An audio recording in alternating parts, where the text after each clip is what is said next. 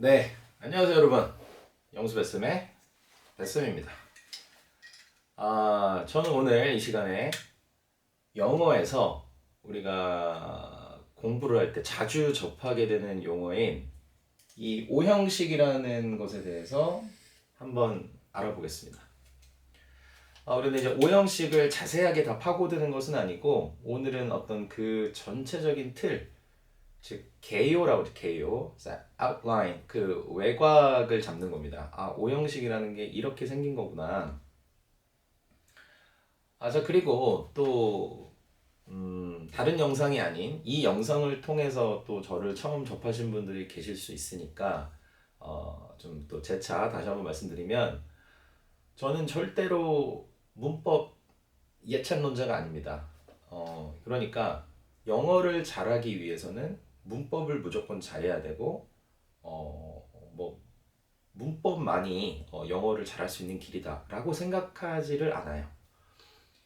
그저 이제 영어라고 하는 것은 언어의 본질, 내가 어떤 상대방과 의사소통을 하고 싶을 때 이 언어를 통해서 그 얘기를 주고받으면 되는 것이죠.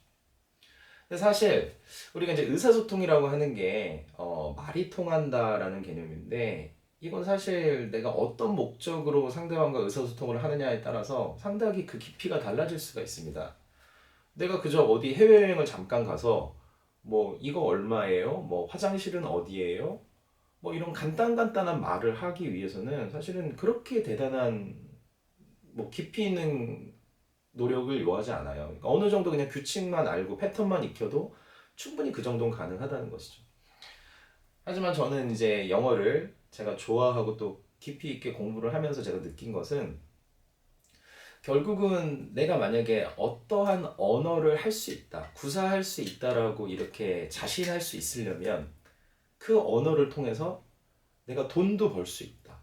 즉 상대방과 필요에 따라서는 계약도 작성할 수 있고 내가 그 나라에 가서 그 나라 문화, 역사, 종교, 철학 이런 것들에 대해서 상대방과 심도 있는 얘기도 할 수 있고 이런 것들을 할 수 있는 것이 진짜 그 언어를 잘하는 것이다라고 말을 하는 것이지 그저 그냥 간단한 영어 몇 마디를 했다거나 아니면 그냥 외워둔 것을 말을 했다고 해서 내가 그 언어를 할 수 있다, 잘할 수 있다. 과연 이렇게 말할 수 있는 것인가? 저는 그 부분은 좀 회의적이라는 겁니다. 그래서 결국에 이렇게 한국 땅에 태어나서 대한민국에 태어나서 영어를 잘하기 위해서는 내가 이제 어떤 그런 공감대가 잘 형성되어 있는 외국인 친구와 아주 깊은 교류를 나누면서 그렇게 계속해서 자연스럽게 익히면 너무 좋겠지만 그럴 수 있는 일반적인 우리 한국인 직장인이나 대부분 학생들 같은 경우는 그러기가 쉽지가 않기 때문에 내가 과연 어떠한 독학 과정을 거쳐서 과연 영어를 하나씩 해결해 나갈 것인가. 그러기 위해서는 외국인으로서 내가 영어의 본질, 영어의 어떤 구조들을 익혀 나가는 것이 가장 효율적이고 빠른 길이 아닌가. 저는 이런 개인적인 제 생각과 의견을 가지고 있습니다. 그래서 아무튼 이것은 저의 개인적인 의견이니까 그렇구나, 네 생각은 그렇구나 이런 정도로 생각을 해주시면 될 것 같고 그리고 확실히 이 오형식이라고 하는 것을 그냥 마구잡이식의 암기가 아니라 내가 정확하게 용어의 그런 원리라든지 기원을 다 파고들어서 이렇게 하나씩 익히게 되면은 중학교, 고등학교 영문법을 익히기에는 너무나 좋은 도구가 아닌가 저는 그렇게 생각을 합니다. 그래서 한번 제가 최대한 좀 정확하게 정리를 해드리면서도 그냥 마구잡이로 외우지는 않으실 수 있게끔 제가 최대한 한번 설명을 해드려 보겠습니다. 일단 우리가 오형식이라는 건 뭐냐면 영어에 엄청나게 이제 많은 문장들이 있을 거잖아요. 엄청나게 많은 종류의 문장들이 있는데 이제 문법 학자들이 이 많은 문장이지만 그것을 어떠한 일정한 규칙에 따라서 문장 성분이나 품사에 따라서 5가지 종류 정도로 크게 구분할 수 있다라고 그렇게 정리를 해놓은 것입니다. 그래서 그런 게 있었어? 뭐 이미 알고 있으셨던 분도 계실 거고 난 그런 게 있는지 전혀 몰랐다. 그런 게 있는지 전혀 몰랐다는 분에게 큰 도움이 될 수 있을 것 같아요. 그래서 그랬어? 그러면 그 기준은 뭐야? 과연 그 뭐 어떤 우리가 항상 뭔가를 나누게 되면 기준이라는 게 존재하게 되잖아요. 그래서 5가지 기준. 근데 그 핵심을 맡고 있는 그 품사가 바로 이 동사라는 품사입니다. 동사.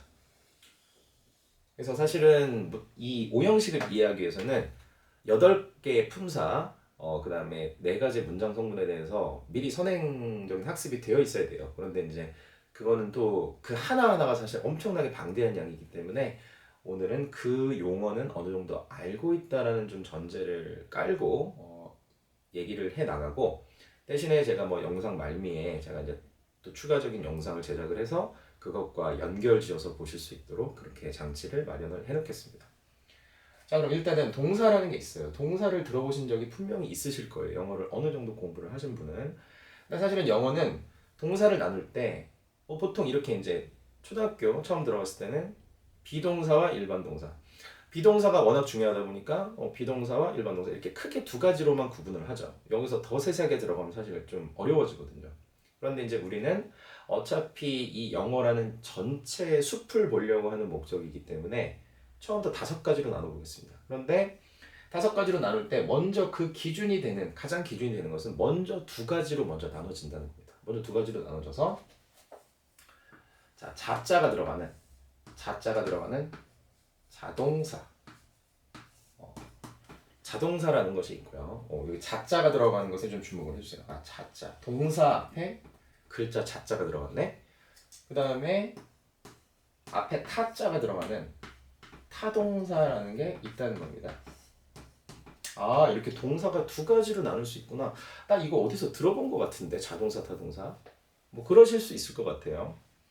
자, 그런데 이제 이것을 사실 우리 이 대한민국이 한국이 이제 한자 문화권에 속한 나라다 보니까 한자의 영향을 받지 않을 수 없는 그런 언어 문화권이잖아요. 그러니까 이런 단어들이 사실은 한자와 다 깊은 연관이 있는 겁니다. 근데 요즘 아이들 같은 경우는 이제 한문을 공부를 잘 안 하는 경우도 있고, 잘 뭐 요즘에 문해력이라고 하나요? 어떤 용어를, 생소한 용어를 봤을 때 이게 무슨 뜻인지 잘 모르게 되는 그런 경우가 있는 것 같아요. 그래서 여기서 이제 자자는 이제 우리가 스스로자죠. 스스로자. 즉 어떤 동작을 뭔가에 의지하지 않고 어떤 다른 대상에 의지하지 않고 그 주인공이, 주어가 그 동작을 스스로 할 수 있다라고 이제 생각을 해서 그렇게 이제 자자를 쓰는 겁니다. 뭐 그런 게 있구나. 그래서 이제 스스로 자자가 아마 저도 이제 한문을 최근에 좀 잘 안 써서 이렇게 쓰는 게 맞을 거예요. 이렇게 눈목자에 위에 이제 살짝 위에 이렇게 붓수를 이렇게 한 획을 더 그어서 스스로자. 스스로 어떤 동작을 할 수 있으면 이제 그걸 일단 자동사라고 하는구나. 그래서 일단 크게 이렇게 자동사라고 나누는 거고, 자자가 들어가는구나. 그러니까 요 영상에서는 일단 크게 한번 용어를 한번 나눠보겠습니다. 그 다음에 타자. 이 타자는 아마 이제 여기에 사람인 부수거든요. 사람인에다가 이렇게 뭔가, 이게 맞을 겁니다. 자, 검증을 해보고 미리 영상을 찍어야 되는데 참 제가 그랬네요. 자, 그래서 타동사, 뭔가 남타라는 거는 이제 타인, 우리가 그러니까 내가 아닌, 꼭 그게 사람일 수도 있고 사람이 아닐 수도 있는데 내가 아닌 어떤 다른 반드시 대상이 있어야지만 그 동작이 마무리가 되고 그 목적이 달성된다. 그런 의미의 동사로서 타동사가 존재하는 겁니다. 그러면은 이런 용어들이 이제 이거는 뭐 제가 만든 것도 아니고 여러분들이 이렇게 만들려고 한 것도 아니잖아요. 그러니까 기존에 이미 우리가 뭔가를 태어나고 어떤 학문을 배울 때 기존의 질서들과 용어들이 이미 다 성립이 되어 있는 겁니다. 그러면 사실은 방법이 우리가 이제 그것을 그냥 익힐 수밖에 없는 것이 하나의 약속이니까, 맞지? 그래서 동사는 자동사라는 것과 타동사 이렇게 2가지로 일단 나눠지는구나. 근데 2가지로밖에 안 나눠지는데 왜 5형식이지? 왜 5가지지? 이제 이렇게 궁금하실 수 있을 것 같아요. 근데 이제 여기서 다시 또 그 수학에서 경우의 수처럼 다시 가지치기가 들어가는 겁니다. 그래서 자동사가 이제 다시 2가지로 나눠지는 거예요. 다시 2가지로 나눠져서 이 자동사라는 말 앞에 완전이라는 말이 붙습니다. 완전이라는 말이 붙으면서 완전 자동사다. 그러니까 얘는 자동사인데 뭐가 완전하다는 거네. 그런데 이제 우리는 이 말이 좀 그러니까 좀 잘 와닿지 않을 수가 있어요. 그러니까 완전하다는 게 뭐지? 영어에서 완전하다는 게 뭘까? 근데 이제 이런 부분은 제가 또 나중에 설명을 드리겠죠. 그러니까 지금은 그러니까 이제 우리가 호기심을 curious, 그래서 curious about something, 뭔가에 대해서 궁금한 상태가 되는 겁니다. 저는 그렇게 생각을 해요. 이게 우리가 뭔가를 잘하기 위해서는 반드시 호기심이 있어야 되고 기본적으로는 그 사람이 그 주제에 대해서 이제 motivated, 뭔가 동기가 부여가 된 상태. 그러니까 내가 이걸 잘하든 잘하지 않든 나랑 아무 상관이 없고 인생에서 뭐 별로 내가 이거에 대한 의지가 없어. 그러면은 이거에 대해서 파고들고 싶지가 않겠죠. 근데 저의 경우는 너무나 영어를 잘하고 싶었거든요. 너무나 간절했어요. 그냥 영어라는 이 언어에 대해서 왜 나는 이 영어가 왜 잘 안 되는 거지? 왜 정복이 안 되는 거지? 아주 어렸을 때부터. 좋아했지만 더 잘하고 싶었거든. 그러다 보니까 저는 이런 용어들이 나왔을 때 너무 궁금한 거예요. 이거 완전 자동사가 무슨 말이야? 완전히 뭐고 자동사가 뭐지? 이런 식으로. 그래서 여러분들도 혹시 이제 막 영어라는 것에 좀 재미를 좀 붙이시고 좀 이렇게 이 영어의 세계로 빠져들고자 하시는 분들은 일단은 궁금증만 갖고 계시면 제가 이제 나중에 계속해서 지속적인 영상 업데이트를 통해서 정말 다양한 예문과 자세한 설명들을 드릴 예정이기 때문에 약속드리겠습니다. 그래서 지금은 그냥 완전하다는 뭔가 그런 개념이 있나 보다 이 정도만 생각을 해주시고, 자, 그 다음에 그러면 혹시 여기서도 조금 눈치 좀 빠르신 분들, 조금 어느 정도 이렇게 진행이 뭔가 돼갈 때 드라마 같은 거 막 이렇게 하고 있을 때 나 다음 스토리 뭔지 알겠다 이렇게 약간 좀 이렇게 뭐가 감이 촉이 오시는 분들은 제가 이 밑에 뭐라고 쓸지 조금 예상되시지 않나요 혹시? 만약에 혹시 자 맞히셨다면 괜찮은 촉이 아주 좋으신 겁니다. 완전 자동사가 있다면 불완전 자동사라는 것도 있다는 겁니다. 그러니까 영어에서는 뭔가 어떤 문장이 이 동사가 왔을 때 뒤에가 완전하다. 아니면 얘만으로는 뭔가 불완전하다. 이런 개념이 존재하는 거구나. 일단 이 정도로 받아들이시면 될 것 같고. 자, 그럼 다시 촉 2탄 들어갑니다. 그러면 이 타동사도 제가 지금 이렇게 두 갈래를 갈라놨거든요. 그럼 여기도 뭔가 있지 않을까요? 여기도? 그렇죠. 뭐겠습니까? 자, 맞히신 분들 축하드립니다. 그래서 완전 타동사와 불완전 타동사가 있다는 겁니다. 그렇구나. 이렇게 되는 겁니다. 자, 그러면 제가 이제 일단 이렇게 나눠놨어요. 그러면 아까 이제 제가 처음 말씀드렸죠. 자동사라고 하는 것은 스스로 동작을 할 수 있는 거고, 타동사는 스스로 동작을 할 수 없어. 반드시 대상이 필요한데, 그러면 그 대상이 뭐냐? 이제 그것이 바로 목적어라고 부르는 참 생소하죠. 그러니까 저는 목적어라는 이 말이 우리가 워낙에 평상시에 쓰지 않는 말이다 보니까, 그러니까 목적이나 목표 이런 말은 자주 쓰지만 목적어 이렇게 했을 때 목적어 너무 어렵다. 그냥 뭐 그 말 자체가 어려운 거예요. 근데 이제 워낙에 영어에서는 목적어가 너무 많이 나오거든요. 그래서 피할 수 없으면 즐기자 그냥. 그래서 자동사는 그러면 여기다 작게 쓰겠습니다. 목적어라는 게 필요가 없겠구나. 스스로 그냥 자기가 그 동작을 할 수 있으니까 대상이 없어도.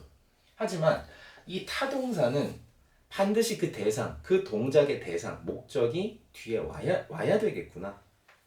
목적어의 유무에 따라서 이렇게 자동사와 타동사로 갈라졌던 것이고, 그래서 이제 이렇게 가지치기 한 거구나. 자, 그 다음에 이건 어떻게 될까요?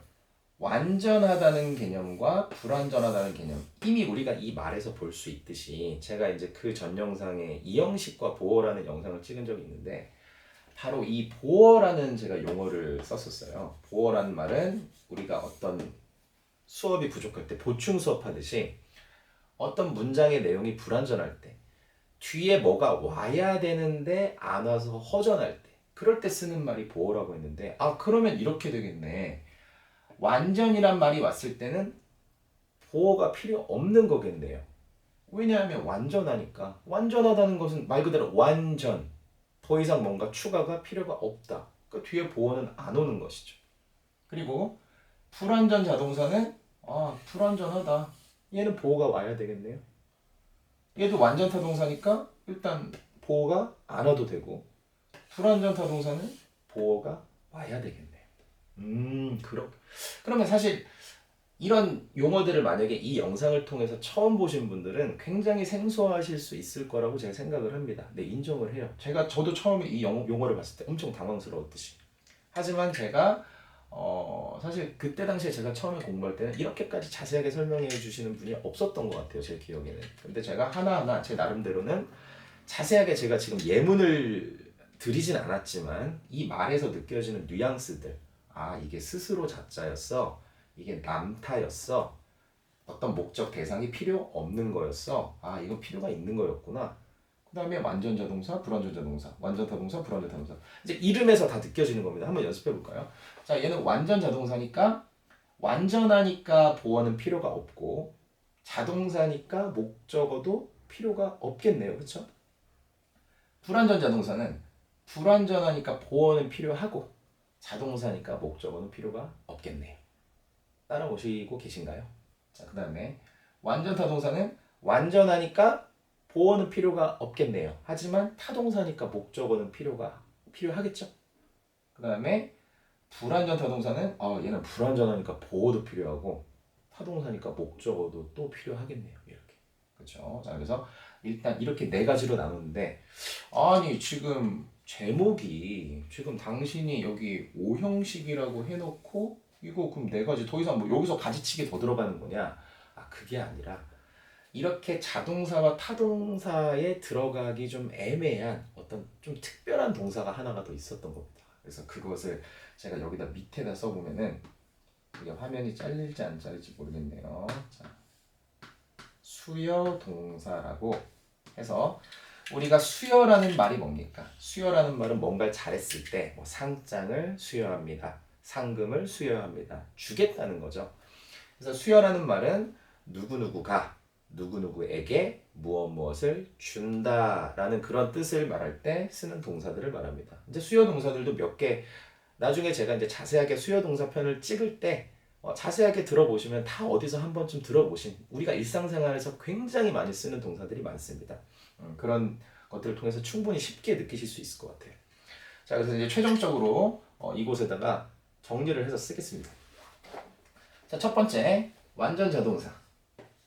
자, 제가 지금부터 주어는 S라고 표시를 할게요. S라고 표시를 하고 V1이라고 쓰겠습니다. 아, 그러면 이제부터 S는 이게 주어를 나타내는 그 subject라는 단어가 있거든요. subject. 그래서 S는 주어를 대신하고 V1은 제가 이제 여기다 넘버링을 한 이유는 얘가 이제 이렇게 된 구조가 바로 일형식이기 때문입니다. 아, 그래서 주어와 완전 자동사의 형태로 구조로 이루어진 게 바로 일형식이 되는 거고, 이 뒤에는 이제 주로 부사구 같은 게 많이 와요. 그런데 이제 부사구를 또 들었을 때 또 어려우실 수 있으니까 일단 오늘 이 영상의 목적은, 아 영어가 문장이 되게 많은 건 알았는데 그거를 5가지 정도로 이렇게 요약할 수가 있는 거였어? 만약에 이거를 뭐 이미 다 알고 계신 분들한테는 큰 값어치가 없는 거겠지만, 이걸 만약에 모르셨던 분은 굉장히 크게 마치 설계도를 얻었다고 생각하셔도 될 것 같아요. 그래서 이렇게 볼 수 있고, 바로 불완전자 동사. 일단 주어가 일단 무조건 와야 되고, 맨 앞에 주어가 와야 되고, 아 얘는 V2가 오는구나. V2. 이 V2가 바로 이제 이형식 동사가 되는 겁니다. 바로 이 불완전자 동사를 V2라고 제가 명명을 할게요. 그리고 이 뒤에 SC가 오게 되는데, 기호 나와서 죄송합니다. 일단 제가 나중에 자세하게 다 설명드릴 거예요. 그래서 오늘은 그냥 윤곽만 잡는 거니까 개요. 그래서 얘는 주격 보호라고 해서 보호인데 바로 이 주어를 보충을 해주는 거구나. 왜냐 불완전하니까. 이름 자체가 이미 불완전했어요. 자동사니까 목적어는 뒤에 안 왔죠. 그 다음에 완전타 동사. 이제 요 완전타 동사 특히 요거는 이제 우리나라 사람들이 가장 잘 익힐 수 있는 형태이기도 해요. 그래서 자 주어가 오고, 자 이거 V3라고 하겠습니다. V3. 자 V3라 하고, 또 이제 목적어가 반드시 와야 되는데, 완전하니까 보어는 필요가 없죠. 근데 이제 타동사니까 반드시 목적어가 와줘야 되는데, 그 목적어는 제가 이제 앞으로 O라고 쓰겠습니다. object이죠, object. 그래서 주어는 subject, 목적어는 object 이런 식으로. 그래서 목적어는 반드시 와줘야 되는구나. 이런 거였어? 뭐 아직 잘 모르겠다. 그냥 일단 윤곽만 잡는 겁니다, 여러분. 윤곽만. 자, 그 다음에 불완전 타동사. 자, 그럼 이제 여기서 눈치 게임 다시 시작하겠습니다. 지금 위에서부터 보신 분들 V1, V2, V3니까 당연히 V4네 이렇게 생각하실 수 있는데 여기서 갑자기 뒤통수가 조금 얼얼하면서 얘가 V5가 되네요. 저도 참 항상 좀 그 고민이 그러니까 뭐 궁금했던 게 왜 1, 2, 3, 4 안 했지? 저도 아직까지 풀리지 않는 미스터리입니다. 이거 아시는 분 좀 알려주세요. 그래서 1, 2, 3, 4하고 그냥 이 수요 동사를 5형식으로 해도 됐을 것 같은데 굳이 이제 1, 2, 3, 5로 하고 얘를 5형식으로 했는지. 그래서 요 5형식 그럼 얘는 뭐가 필요합니까? 타동사니까 목적어 필요하죠. 그래서 목적어가 먼저 오고 그다음 불완전하니까 보어가 와야 되는데 아까 이 형식하고의 차이점은 아까의 보어는 이 주어를 보충해주는 말이지만 지금 5형식에 오는 이 보어는 이 목적어를 보충해주는 보어이기 때문에 여기가 바로 목적격 보어가 오게 되는 것입니다. 이런 식으로 보충을 해주는 것이죠. 그리고 이제 마지막으로 수요 동사인데 수요 동사는 맨 앞에 주어가 오고 얘가 바로 V4가 되네요. 갑자기 V4가 되고 이제 여기 받는 사람 그 다음에 물건이 오게 되거든요. 주로 사람이 오고 단체가 올 수도 있습니다. 근데 이제 이 부분에 요게 이제 IO, IO라고 해서 indirect object, 간접 목적어다. 간접적인 목적어가 되는 거고 직접 목적어는 바로 이 부분이 DO가 된다. 다이렉트가 되겠죠. direct object 구조가 이렇게 되는 것입니다. 그래서 좀 영상이 좀 길어진 것 같아요. 근데 길어졌지만 이제 이 부분을 좀 제가 너무 대충 다루고 싶진 않았어요. 왜냐면 늘 우리가 뭔가 설명을 들으려고 하면은 뭐 번갯불에 막 콩구워 먹듯이 막 그냥 막 날림으로 하고 자기 혼자 설명하는 사람 혼자 신나가지고 막 이렇게 하고 듣는 사람은 저 사람 뭐라고 하는 거야? 이제 이런 일들이 반복이 되다 보니까 이해력이 빠르시고 빨리빨리 적응하시는 분들은 금방금방 잘하는데 이제 그렇지 않은 사람들이 사실 대부분이거든요. 저도 그랬고요. 그래서 이런 것들을 누군가가 조금 공을 들여서 조금이라도 좀 공을 들여서 좀 천천히 자세하게 그래도 알아들을 수 있게 좀 설명을 해준다면 좋지 않을까 이런 생각에서 한번 너무 답답해서 그렇게 한번 찍어본 그런 내용이라고 생각해 주시면 감사하겠습니다. 그래서 자 영상 한번 요약해 보겠습니다. 일단 영어의 전체 문장을 5가지 정도로 이렇게 구조를 요약해서 압축해서 볼 수 있는데 그 가장 기준이 되는 어떤 기준점은 바로 동사였던 것이다. 동사를 기준으로 형식을 나누는 거였구나. 근데 크게 목적어가 필요 없는 자동사와 목적어가 반드시 필요한 타동사 이렇게 나눴고 다시 그 자타동사를 보어라는 보충해주는 말의 필요 유무에 따라서 완전하냐 불완전하냐 이렇게 하면 다시 4가지가 된 거죠. 그리고 마지막으로 자타동사의 그 카테고리에 넣기 애매한 그런 어떤 뭔가를 주는 누군가가 어떤 물건이나 무언가를 주로 물건인데 보이지 않는 것도 줄 수 있거든요. 그래서 주로 어떤 물건을 어떤 누군가에게 또는 어떤 단체에 그것을 전달해 줄 때 그럴 때 쓰는 동사 바로 수요 동사. 이건 따로 카테고리를 따로 만들어서 특이하게 얘가 사형식이 되고 나머지는 위에서부터 V1, V2, V3, V5, 1, 2, 3, 5 이런 식으로 구조가 되어 있다. 이렇게 좀 하시면 될 것 같습니다. 그래서 제가 영상 초반에도 말씀드렸지만은 여러분들이 만약에 어떤 본인이 독학을 하길 원하시고 영어의 구조를 좀 알길 원하시고 좀 빠른 시간 내에 그리고 어쨌든 내가 시험도 좀 봐야 되고 문제를 풀어야 된다. 영문법 문제를 풀어서 맞춰야 된다. 뭐가 되든 죽이 되든 밥이 되든 그러면 이것을 무기로 가진 상태에서 하나하나 이제 저와 함께 해결해 나가시면 굉장히 좀 효율적이고 빠른 속도로 답을 맞춰낼 수 있는 나만의 무기가 생긴다. 제가 좀 자신 있게 말씀드릴 수 있을 것 같습니다. 그러면 여기까지를 해서 일단 이 영상은 마치고 또 이것과 연관된 또 이 각각의 카테고리 정말 할 말이 많습니다. 그래서 이것들을 자세하게 또 다뤄드릴 것을 약속을 하면서 영상 여기까지 마치도록 하겠습니다. 자 그러면 시간 내주셔서 제 영상을 봐주신 분들께 모두 감사드리고 여기까지 영수 뱃쌤의 뱃쌤이었습니다. 구독과 좋아요, 알림 설정 부탁드립니다. 감사합니다.